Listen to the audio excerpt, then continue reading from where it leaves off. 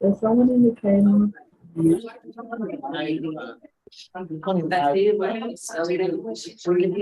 can skip around. Okay. Councilmember? Yes, ma'am. Some technology issue. Mr. President.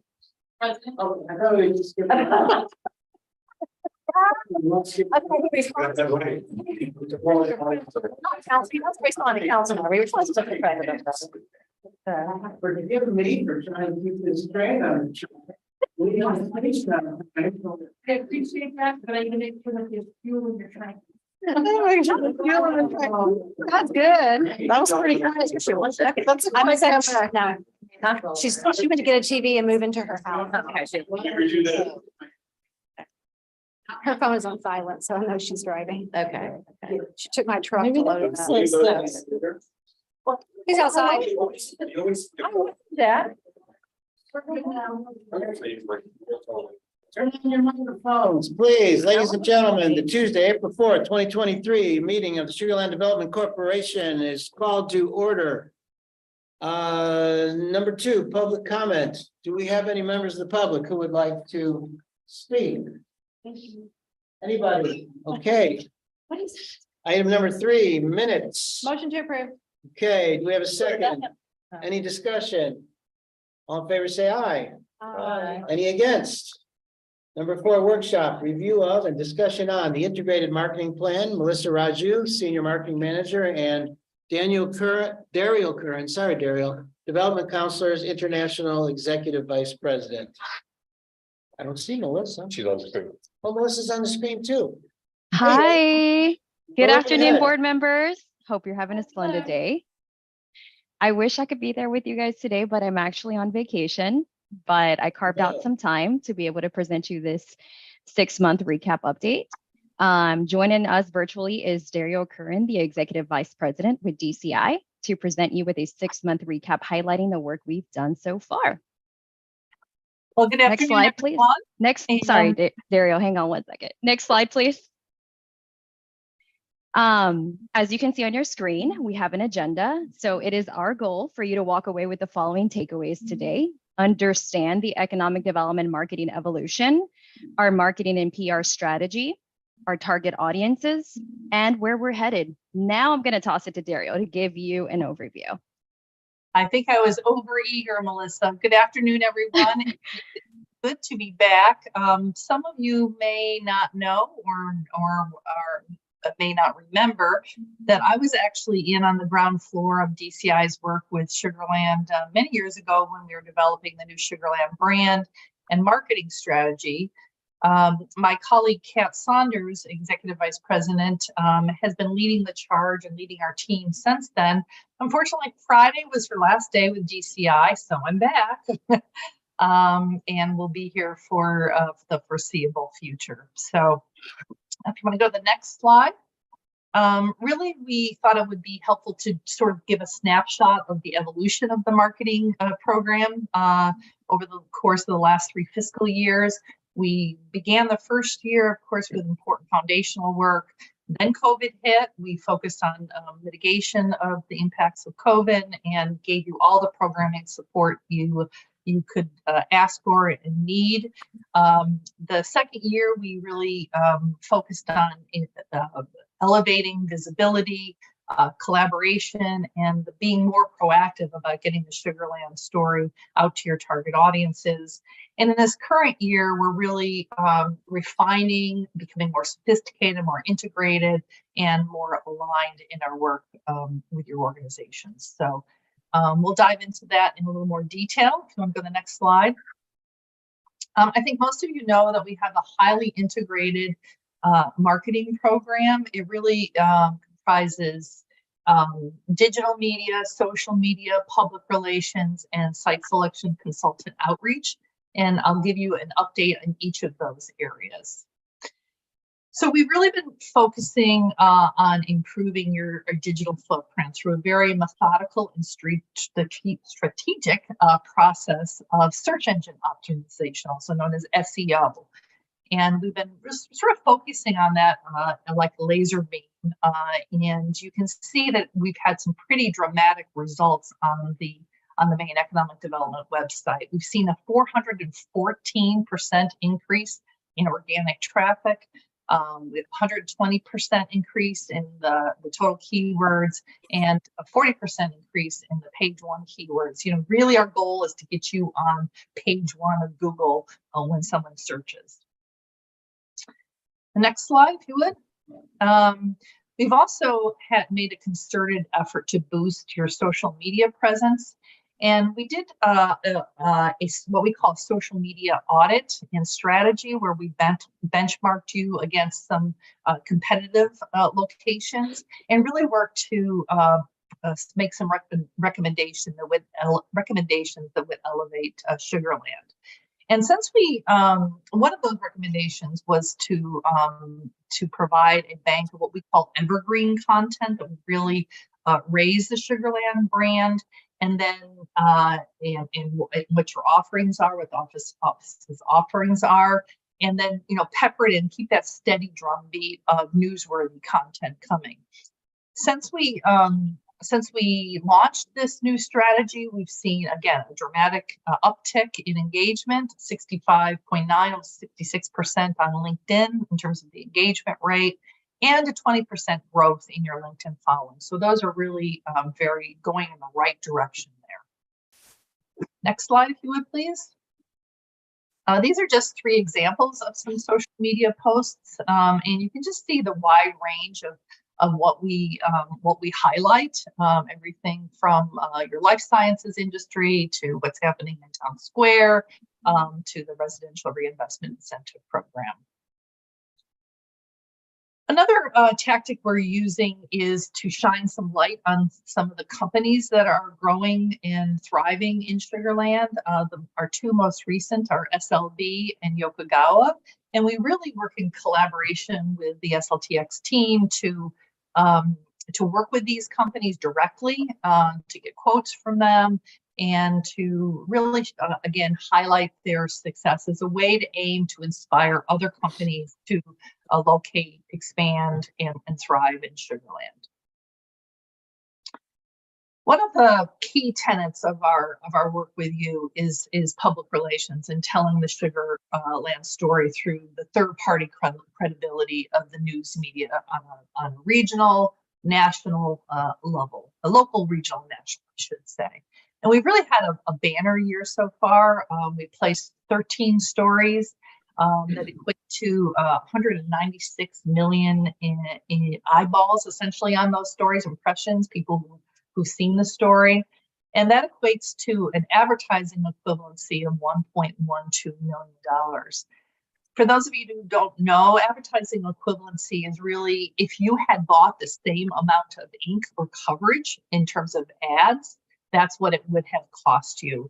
And we all know that PR, that news stories are more credible than ads per se. So it's a really, really strong return on your investment. Again, just a few examples of how we've told the Sugarland story in national publications like Forbes that highlighted your ballpark, to Houston Business Chronicle, to you know, trade publications like Expansion Solutions that are read by corporate executives and site selection consultants, your target audiences. Just to wrap up the recap, we thought it might be helpful to see sort of the customer journey, the target audience experience, and how we sort of have a through thread through all these marketing activities that we do. So, for example, you pass new office headquarters retention incentive. We figure out what's an integrated, powerful campaign to spread the word about that. So we figure out a plan. We begin media outreach, we begin digital outreach, and we activate community outreach. So if you go to the next slide, you'll see here it is on the media relations front. You see this article in The Real Deal. I love this headline, national publication, Sugarland sweetens office deals to rival Houston. And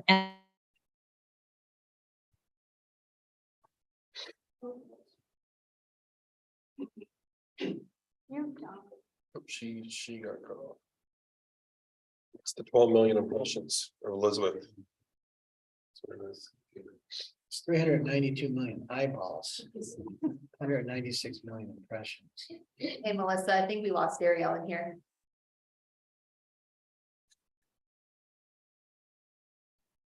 Okay, let me see what's going on. Let me see if I can try to pick up from where she left off.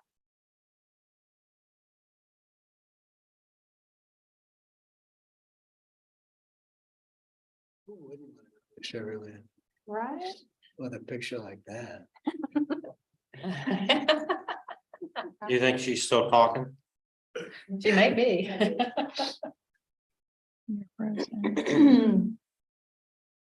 Okay, I just communicated to her that she's frozen, but let's see which slide here. We're on the media relations slide.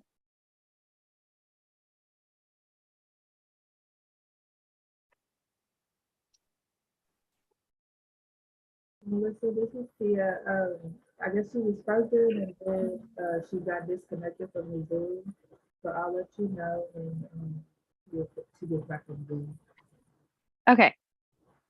Do you guys want me to continue the presentation? Yes, please, go right ahead. Okay. As far as media relations, so on the media relations front, we generated coverage in a number of publications, including The Real Deal, with more than 12 million impressions and over 100,000 in ad equivalency, as you can see on your screen. Next slide, please.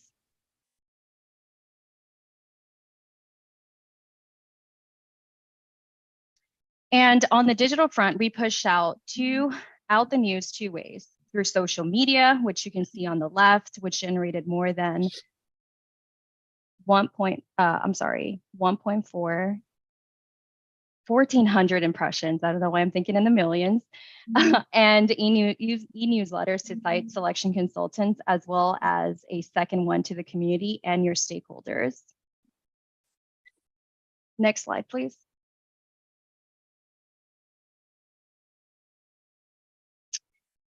On our second example of a customer journey, we focused on our Great Homes program, where we pulled out all the stops to launch another integrated campaign, which focused on the Great Homes program. She said her internet went down. As you can see, we activated a PR marketing plan. We obviously worked with community engagement as well. We followed up with media, and we launched digital marketing campaigns on LinkedIn and Nextdoor, and we connected with the community. Next slide, please.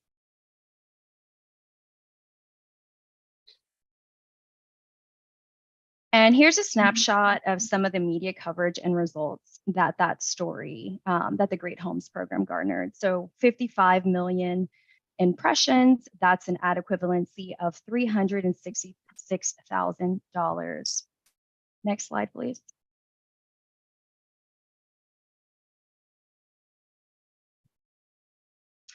As I mentioned earlier, for the Great Homes program, we ran digital campaigns on LinkedIn and Nextdoor. As you can see, these numbers speak volumes on the digital front, where DCI supported the Sugar Land Office of Economic Development by running programs on multiple platforms.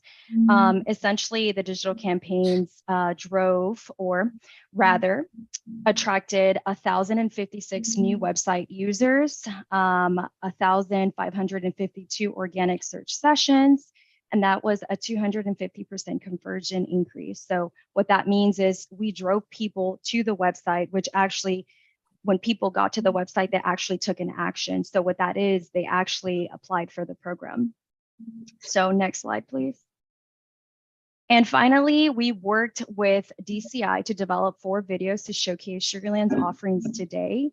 I'd like to show you just one of these videos that focuses on Sugar Land's highly positive rankings. We'll be promoting these videos through social media in the coming months. Please press play.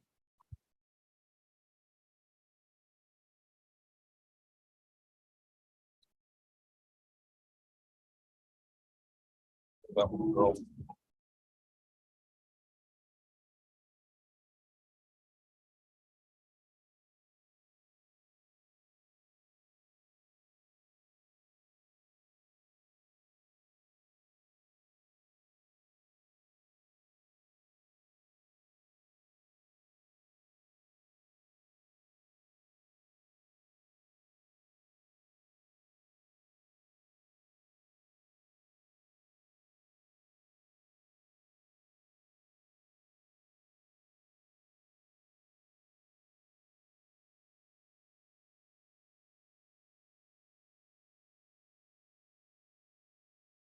Thank you for playing the video. I hope everyone was able to hear the audio. If you couldn't hear it, I can happily send that via email. Next slide, please. Now let's look ahead. Now let's take a quick look on what's on the horizon. We will continue working on our success stories. Up next are Cuba Pharma and Reebies. And now that the Newmark contract is underway, we will begin collaborating with them to make sure our messaging is aligned with their strategy, with our strategy and theirs.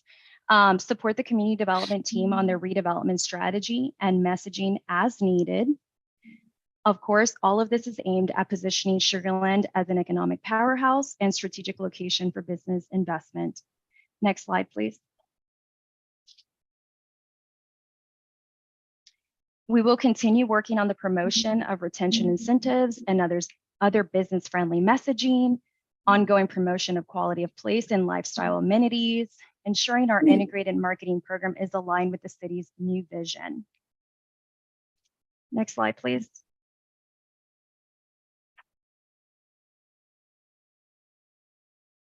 Thank you. That's it. Anybody, any questions for Melissa or comments or anything? Anybody want to? I have a question. Let me see if I can't see you guys here 100%. Can you see us? Can you hear us? I Can you- can. Hey, I think this is on track. I'm just kind of curious because of social media. Are we working on replacing Sprouts with anything?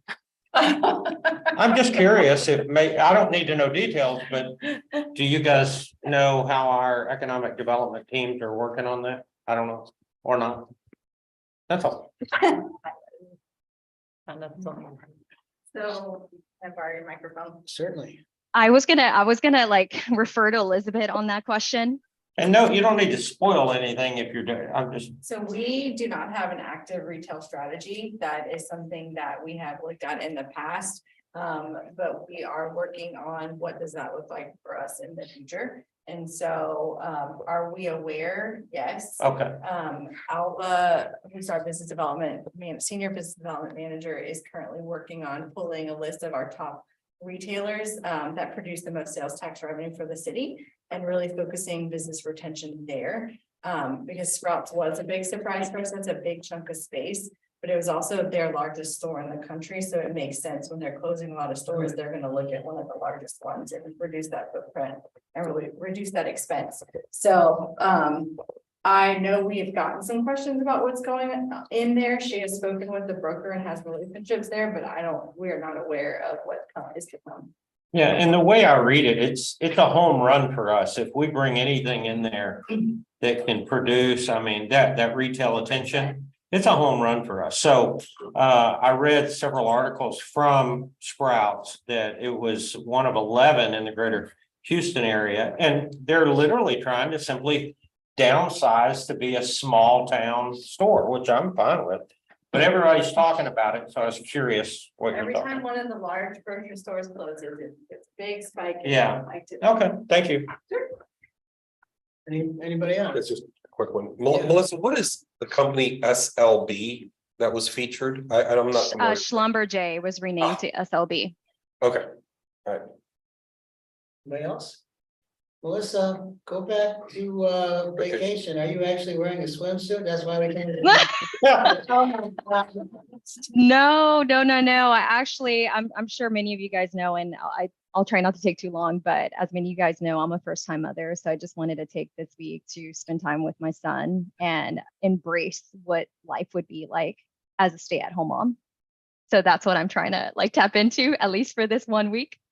And then I'll resume my normal work duties next week with you guys. Congratulations, and don't get too used to it. Okay. All right. Well, you guys have a great week. Okay, bye-bye. Item number 5, agreement. Consideration of an action on authorization of an economic development performance agreement between the Sugar Land Development Corporation and PRC03 Styles LLC, and I understand that Chandler Malkus is going to pinch it for Alba. Yeah, Alba's sick today, so I'm going to take over for her. So good afternoon, board members. So I'll be presenting. I'll be presenting the infrastructure reimbursement agreement for Stiles Lane. We should have on the Zoom, I didn't see him if he joined yet, but we should have Spencer Harkness, who works for the Pearl River Company, who's doing this development. So maybe he's on there. Thank you. So, excuse me, this is Steve Pierce. Steve, okay. I'm a partner in Pearl River Companies. Spencer was unable to make this phone call, so I'm subbing for him. Thanks for joining us, Steve. Okay, so before we begin, I want to emphasize the mission of creating a sustainable business environment that promotes, consistent and quality economy that also enhances the standard of living for our residents and provides the necessary financial resources for the city through an expanded and diversified tax base. So, this is just our overall mission that we continue to follow. So a little bit of the company background. Pearl River Company is a privately held real estate investment and development firm. They have experience in development of industrial, mixed use, office, retail, and master plan residential communities. In Sugar Land, Pearl River Company is currently developing the Stiles Lane development. That's on 7.8 acres south of the Sugar Land Business Park. They're proposing to build 107,000 square foot industrial spec space within 2 buildings. The development will sit on track 1, 2, and 3, as noted on the map up there, kind of where it's outlined. Let's see. So the proposed project will have a capital investment. Pearl River, will invest $10 million in construction for the 107,000 square foot space, and 25,000 square feet have already been pre-leased to Function 4, which is an existing Sugar Land business. And so really where we get to the crux of the problem, in order for this development to have the right access, Stiles Lane will need to be redeveloped. And so the redevelopment of this road will allow for the intersection of Dairy Ashford and Stiles Lane. And so the improvements will also provide access and benefits for the 8 to 10 tenants of the development, and also redevelop the former residential tract near Highway 90 alternate. So the infrastructure reimbursement agreement includes a payment of $302,033 for the infrastructure repair and design services of Stiles Lane. The reimbursement is contingent on the capital investment of $10 million, the construction of the 100,000 square foot industrial spec space, the redevelopment of Stiles Lane, and the 23% leasing that will create or retain 98 employees, and that is in reference to Function 4, I believe. The agreement does provide fallbacks for the default and reduction for the lack of employee creation and retention as well. So Alva reviewed this recommendation with the EDC and then with council during the executive session. So we recommend approval, and if approved, the improvements would be completed by the end of the year. So do we have any questions? Yeah, fine. What will it look like? Do we know what these improvements look like, or? I think it's improving, Elizabeth, tell me if I'm right, it's improving like the right of, but right now they're It's improving the access to, is it Dairy Ashford? And because right now there's like 2 entry points into the tract of land. And so it's just, the city had a different vision of, they wanted it to have a certain way that you could turn right or turn left. And so it's just kind of following what the city's recommending. Yeah. So it sounds fabulous. Okay. I'm just kind of curious what it's gonna do. I'm assuming it's just a turn lane, or I have no idea what we're talking about. Essentially, the developers are just following, from my understanding, a recommendation of the city, like when it was going through like permitting process, they requested that be done. And so we're allowing that, this improvement to be made, but also, helping out the developer as well, fulfill the recommendation of the city. And it's not gonna produce, like, do we have to do a traffic study on this kind of stuff? No, Okay. I have no idea how this all works. Right. I have a few questions. So you said 98 employees are going to work are expected to be, are these current employees or new? I could address that. Function 4 currently occupies 15,000 square feet in Sugar Land Business Park. And they have 6 locations, 3 in Texas, 3 in Louisiana, and they've just acquired a new company. They're expanding from 15,000 feet to 25,000 feet, and they're bringing new employees to Sugar Land. Initially 50, and they anticipate a total of 98. Okay, so these It's a class A industrial building.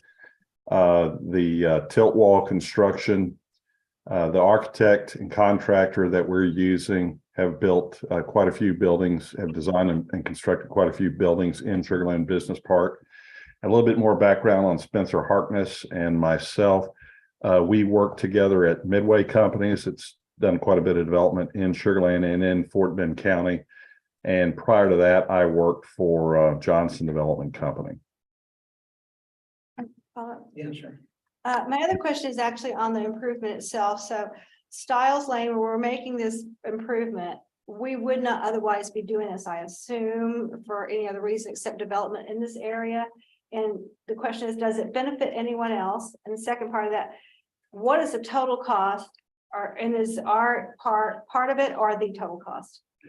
Well, if I could address that, our total cost is $18 million.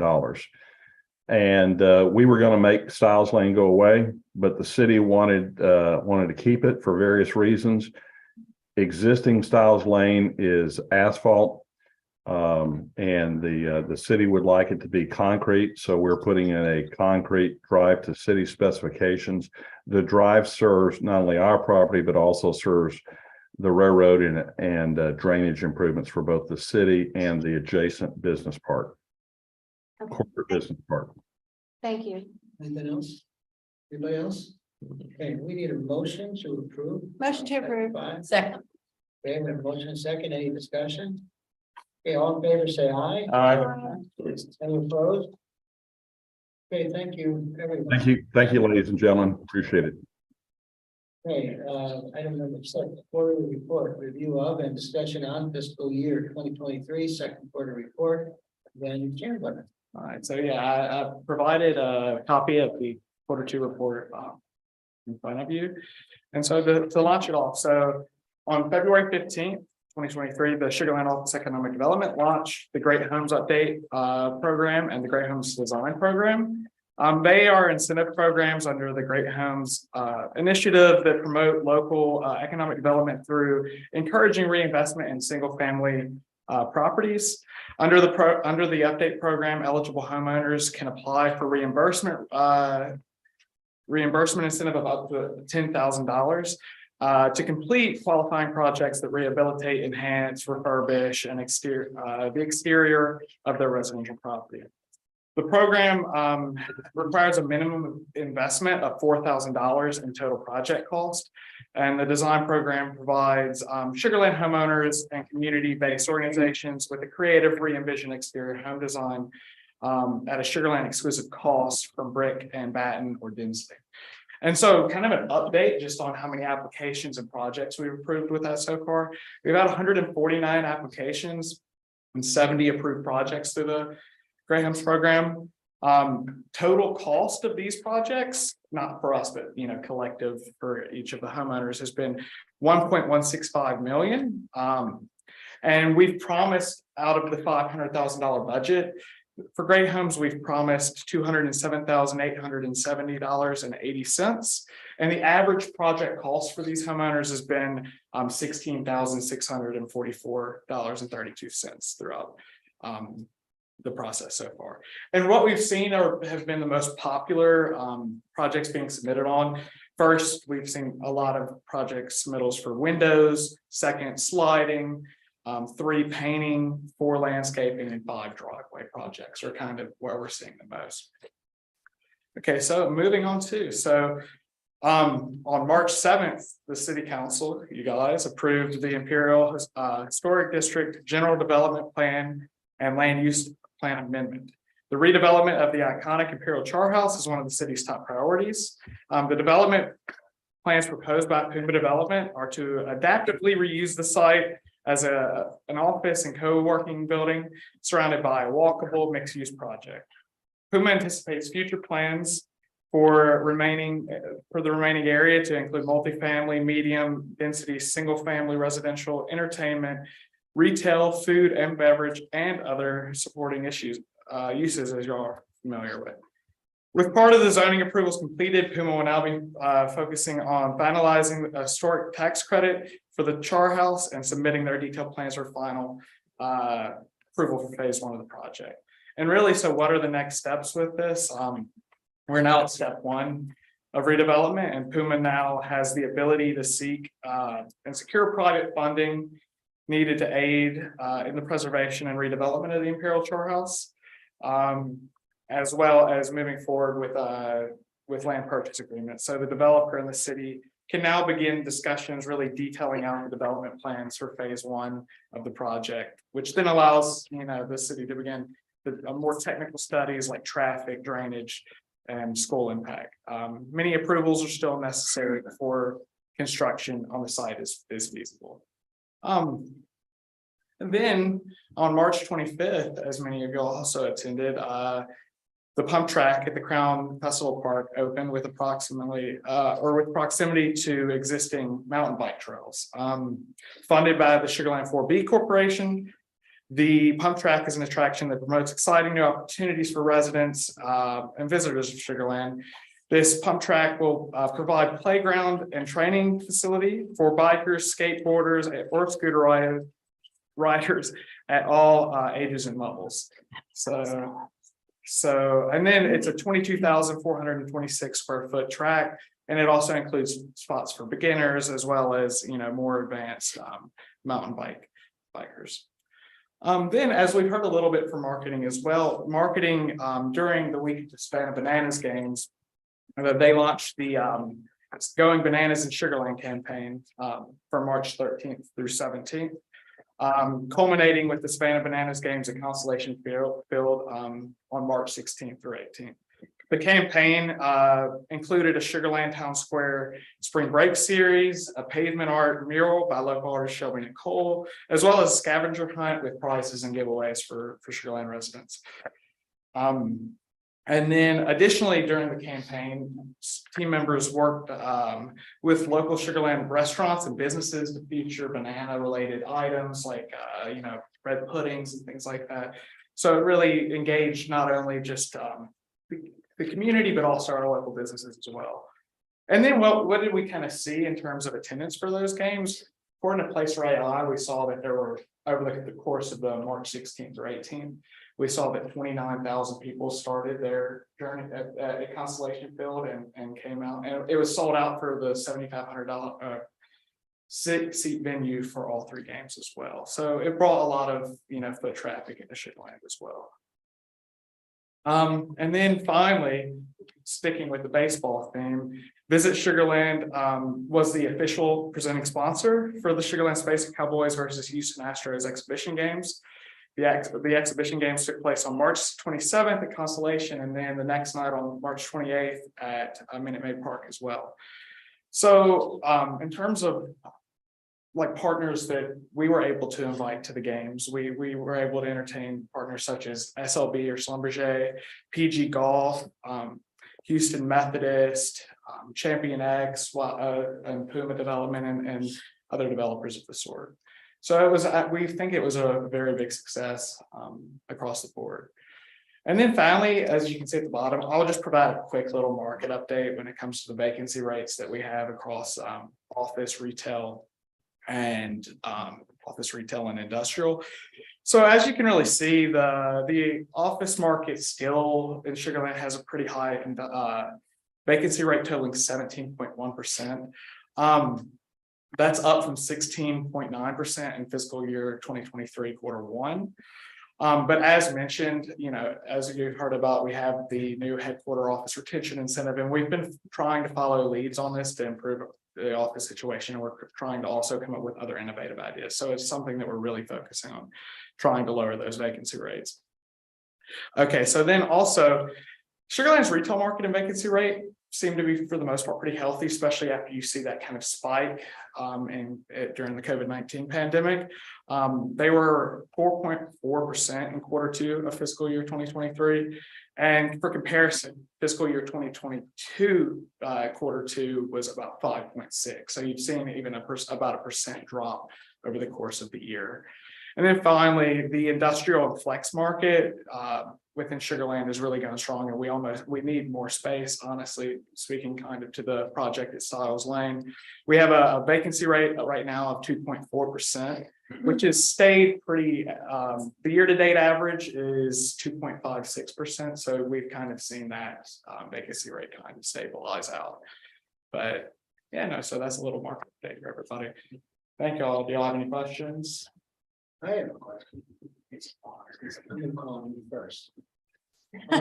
So do we have any way of knowing the percentage of industrial space that's actually occupied by office style businesses? Yeah, so that's one thing, that's one thing that we're trying to address right now too, because we have seen, in the business park, you see a lot of office space in some of those industrial buildings. So we're trying to, within the group, trying to figure out a strategy to maybe encourage some of those businesses to possibly consider moving to more of our office buildings or something like that. So in terms of just completely identifying it, I'm not sure if there's a way, but for those that we know are using it mainly as office space, that's one thing that we're really looking to pursue. Thanks. Build on that. I work in the industrial park and I just see empty parking lots, a lot of them at 2 p.m., 9 a.m., 10 a.m. I'm just wondering, is this 2.4 correct? It just seems too far. And I see a lot of for lease signs and I see a lot of for sale signs. According to our data, according to the data that we have within the city land sugar limits, it is 2.4%. But it seems too low to me. Yeah, no, And I was going to bring it up earlier because by having function for leave their 12,000 square feet space today on Reed Road, because I see them every day, and they're going to move to 25,000 square feet, it's just going to create another vacancy right there on Reed Road. And so I just feel this 2.4 number is incorrect. I'm just telling you. I could be wrong. I feel it's incorrect. I think a lot of our businesses in the business park are heavily automated. So they don't need as many people.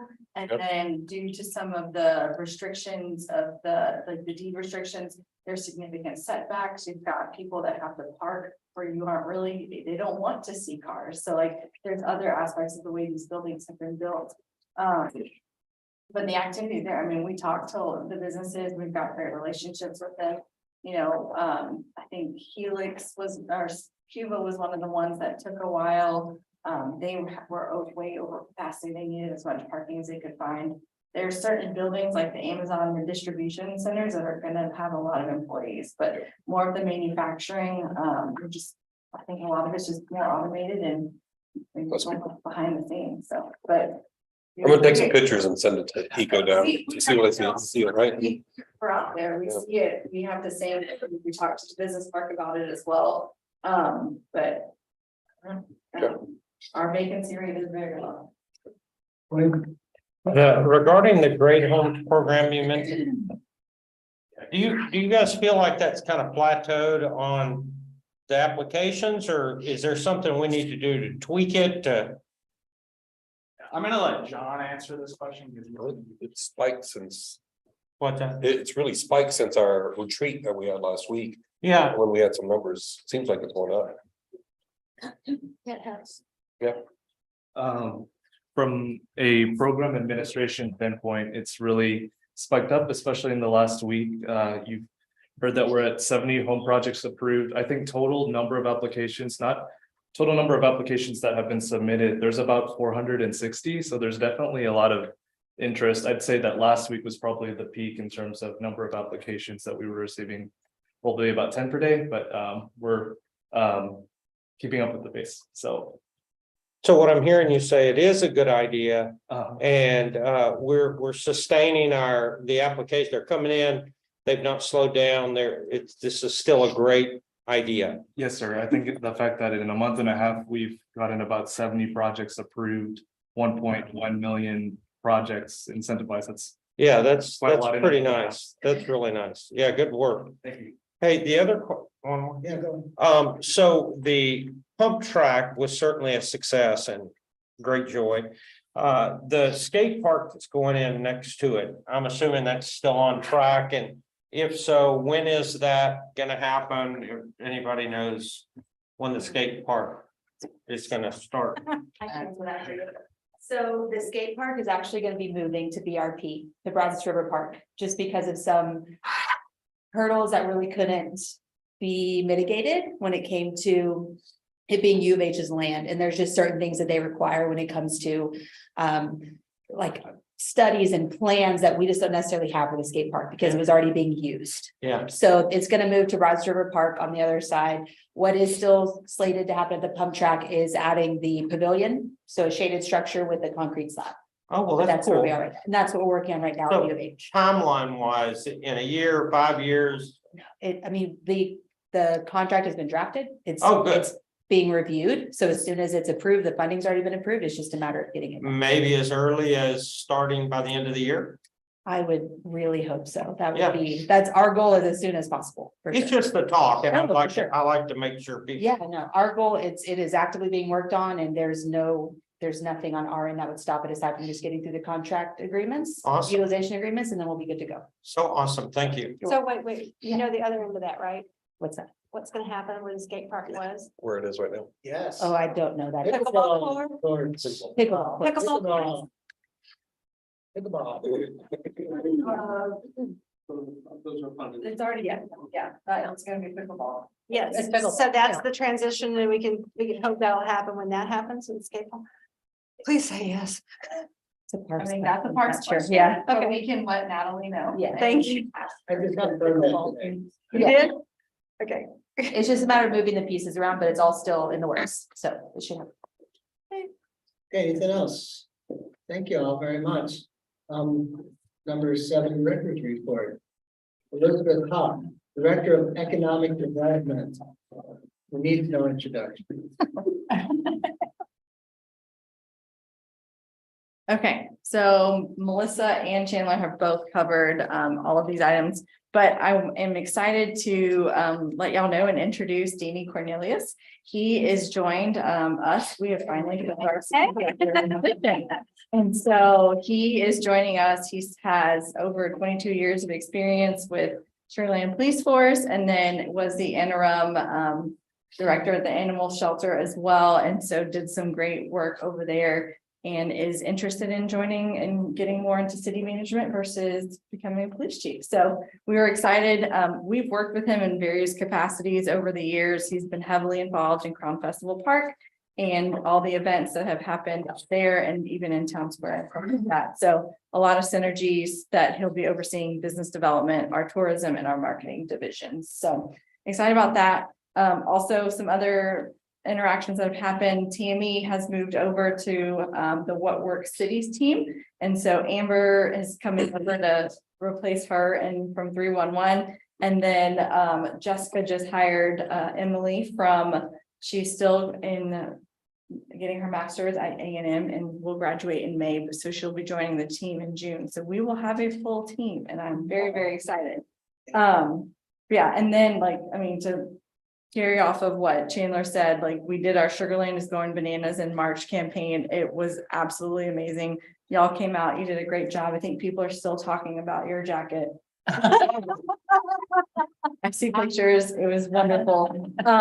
And so it was a huge success. We're really excited about it. And then we also now have more than 10,000 followers on Instagram. So we're always kind of reaching for those next benchmarks of increasing our visibility throughout the city and throughout all platforms. So if you don't follow us on LinkedIn or Instagram or Facebook, I can help you do that after the meeting. Jennifer Lane is our biggest supporter online and Mr. Kamali as well. And then the other big thing is, in case you didn't know, I think you do because most of you are wearing Space Cowboys gear, but their opening date in Sugar Land is tonight. So the kickoff to the baseball season begins and we're very excited about it. But that's all I have. Yep. No.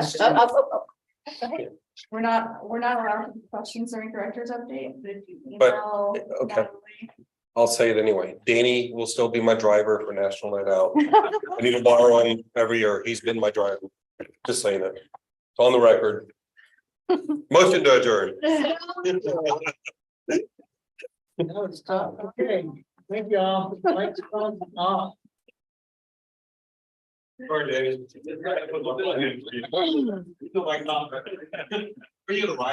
Absolutely.